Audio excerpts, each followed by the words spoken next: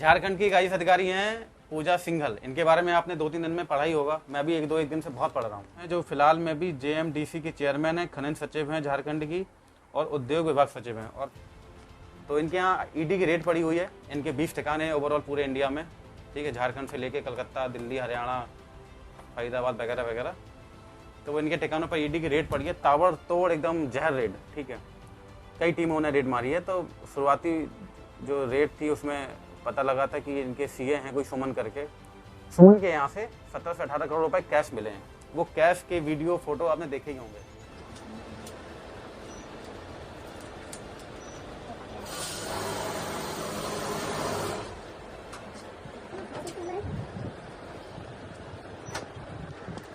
बताया जा रहा है कि वो कैश गिनते हुए मशीनें थक गई, अधिकारियों के सांसें फूल गई और हमारी आंखें फट गई। बहुत पैसा है यार, इतना पैसा नौकरी में। और यही आईएएस अधिकारी होते हैं भाई। यूपीएससी की परीक्षा क्रैक करने वाले जो स्टूडेंट होते हैं, ये यही बोलते हैं कि अरे मैं तो देश सेवा करना चाहता हूँ, मैं दबे कुचले लोगों की आवाज़ बनना चाहता हूँ, मैं पिछड़े लोगों के लिए कुछ काम करना चाहता हूँ, समाज सेवा करना चाहता हूँ। सरकार कोई भी रहे, चाहे बीजेपी की रघुवर दास सरकार हो या हेमंत सोरेन की सरकार हो, इनको घंटा फर्क नहीं पड़ा। इनका भोकाल हमेशा से टाइट रहा है, क्योंकि मैडम इतनी स्मार्ट थी।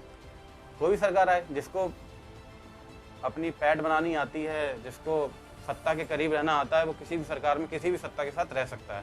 अधिकारियों में, कुछ अधिकारियों में ये बहुत खास टैलेंट होता है कि सरकारें बदलती रहती हैं, लेकिन उनका रुतबा, उनका काम, उनकी दनादन चलता रहता है, सब कुछ, कोई रोकने वाला नहीं होता।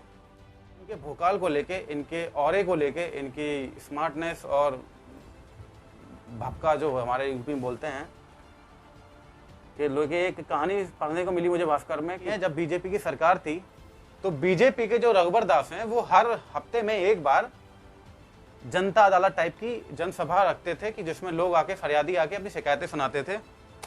तो इसी दरमियान एक रोज जन अदालत में एक फरियादी आया अपनी फरियाद लेके। वो फरियादी आया और बैठा और उन्होंने, उस फरियादी ने सीएम जी से बोला कि मेरी मेन मार्केट में दुकान टाइप की है, मेरी दुकान है और अधिकारी लोग मुझे आते हैं और परेशान करते हैं, पैसे मांगते हैं। और मुझे सुनने में आया कि रांची में कोई अधिकारी हैं, पूजा सिंघल, ये पैसा उन तक जाता है।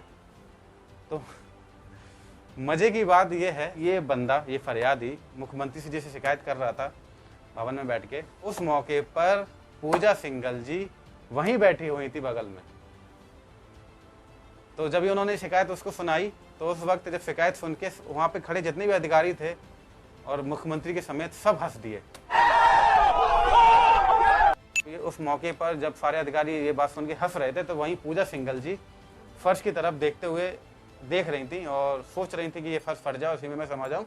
कुछ ऐसी भावना रही होगी, क्योंकि जब आपके कारनामे, आपकी बेईमानी, आपका काला चिट्ठा या आपकी काली सच्चाई बेपर्दा होती है और आपके सामने आके खड़ी हो जाती है, तब इंसान को ऐसे कुछ ख्याल आते हैं कि ज़मीन फट जाए, मैं समा जाऊं, आत्महत्या टाइप कुछ कर लूं या इस दुनिया से छोड़ के भाग जाऊं। क्योंकि अपनी बुराइयां जब तक अंदर होती हैं, छिपी हुई होती हैं, चलती रहती हैं, और जब वही बुराइयां प्रत्यक्ष रूप से सामने आके खड़ी हो जाती हैं ना, इंसान ठहर नहीं पाता है। बस अच्छे लोगों की ज़मीनें हिल जाती हैं। शुरुआती नौकरी के 7 साल इनकी इमेज बहुत ही तेज तर्रार और ईमानदार अधिकारी के रूप में रही, जैसा कि सबकी रहती है। तो 2007 में इनकी पोस्टिंग हुई चतरा में। 2007 से 2008 के बीच में इनकी पोस्टिंग चतरा में थी। तो इनके ऊपर पहला आरोप वहीं लगा कि मनरेगा के तहत इन्होंने 6 करोड़ रुपए किसी एनजीओ को दे दिए, और वो पता किस लिए दिए थे? मूंगफली की खेती के लिए। और जब बाद में तहकीकात हुई, पता लगा कि मूंगफली की खेती जैसी कोई चीज़ हुई नहीं है। इनके कोई जानकार होंगे एनजीओ वाले, और आपको पता है एनजीओ का काम क्या होता है। आधे से ज़्यादा एनजीओ तो सिर्फ इसलिए होते हैं ब्लैक मनी को वाइट मनी करने के लिए, ठीक है। तो पहला कांड इनका ये था। फिर इनका दूसरा कांड है खूंटी जिले का। जब ये 2009 फरवरी से जुलाई 2010 तक वहाँ तैनात थी, तो मनरेगा के तहत एक 18 करोड़ का घोटाला हुआ था और इन मुकदमों में जितने आरोपी बनाए गए थे, उनमें से एक नाम हमारी मैडम पूजा सिंघल जी का भी था। इस मुकदमों में, इस घोटाले के तहत ईडी ने एक जेई अधिकारी हैं थे उस टाइम के, राम विनोद शर्मा, उनको गिरफ्तार किया था। उसके पास से 4 करोड़ रुपए कैश में मिले थे बॉस। शर्मा से पूछताछ की तो वहाँ पता लगा कि विनोद शर्मा ने बताया कि हम कमीशन लेते हैं 20% किसी भी बड़े प्रोजेक्ट का, ठीक है, और उस कमीशन का 5% इंजीनियरिंग डिपार्टमेंट को जाता है, बाकी का 15% उपायुक्त ऑफिस में जाता है। उपायुक्त ऑफिस मतलब कि पूजा सिंघल जी, और वहाँ से पुलिस अधिकारियों के पास भी जाता है जो प्रशासनिक सेवा में है। उस घोटाले में इंजीनियर साहब पकड़े गए, जेई, उनकी नौकरी गई, प्रतिष्ठा गई, इज्जत गई, ठीक है, पैसे जो कमाए वो भी गए, संपत्ति भी गई, सब गया, लेकिन मैडम को घंटा फर्क नहीं पड़ा। रसूख देखो तुम, जहाँ एक तरफ इतने से लोग पकड़े गए होंगे, सब कुछ चला, मुकदमा चला, तहकीकात हुई, ईडी को पता भी लग गया कि इसमें पैसा उपायुक्त के ऑफिस तक जाता है, तब भी क्लीन चिट, कोई हाथ नहीं लगाया उनको। फिर एक और केस हुआ पलामू जिले में 2010 से 2013 के बीच में, जब वो उनकी पोस्टिंग थी वहाँ पे। तो इस दौरान उन पर आरोप है कि उन्होंने 83 एकड़ की जंगल की ज़मीन एक निजी कंपनी को खनन के लिए दे दी। मैडम है, कुछ भी कर सकती हैं। अब इस ज़मीन देने के बदले में फ्री में तो दी नहीं होगी, कुछ इतना कुछ तो लिया ही होगा।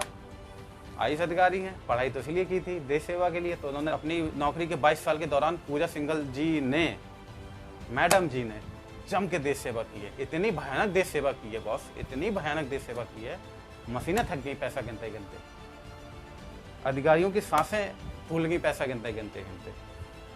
अधिकारियों लोगों ने पूरा दिन निकल गया, अधिकारी लोगों ने जोमेटो से ऑर्डर करके खाना मंगा रहे हैं वहाँ बैठे बैठे, खाना खाने की फुर्सत नहीं मिल रही है।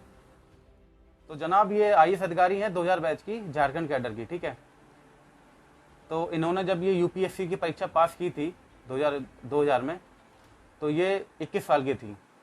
समय का पहिया देखिए सर, कि वही आईएएस अधिकारी आज की डेट में देश की सबसे करप्ट, भ्रष्ट, बेईमान और घूसखोर आईएएस अधिकारी के तौर पर जानी पहचानी जा रही हैं।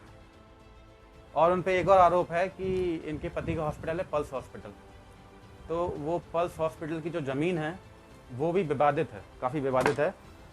ऐसा उन पे आरोप है कि पल्स हॉस्पिटल की ज़मीन के लिए उन्होंने 23 करोड़ का लोन एचडीएफसी से लोन कराया था।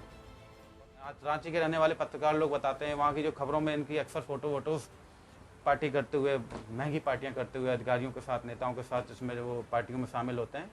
तो मतलब ओवरऑल बहुत लग्जरी लाइफ जीने वाली अधिकारी हैं वो। तो अब लग्जरी लाइफ बिना पैसों के तो आती नहीं है, और सरकारी नौकरी में इतने पैसे मिलते नहीं हैं। जो भी सरकारी नौकरी वाले होंगे वो जानते होंगे, ठीक है। हालांकि आईएएस में बहुत पैसे मिलते हैं, बहुत सैलरी होती है, लेकिन जो जितना बड़ा पद पे बैठ जाता है ना, उसको उतनी बड़ी भूख हो जाती है, ठीक है, पैसों की। तो मैडम इतने कारनामे किए हैं, इतने कारनामे किए हैं कि आज उनके कारनामे अखबारों में छप रहे हैं।